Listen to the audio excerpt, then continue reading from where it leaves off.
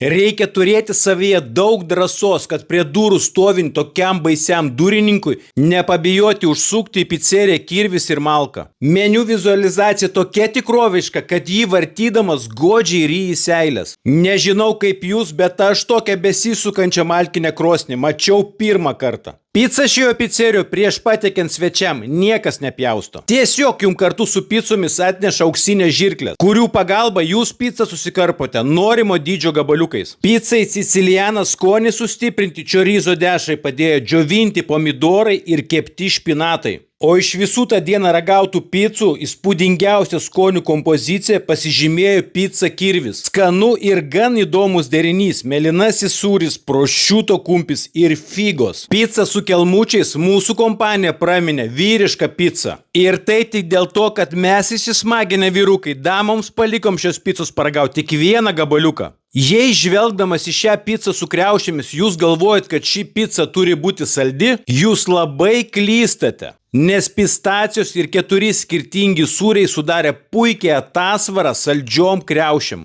Tad jei norite paragauti tikrų neapolietiškų picų, jums nereikia vykti į Italiją. Tiesiog atvykite į Kauną, pizzeriją Kirvis ir Malka.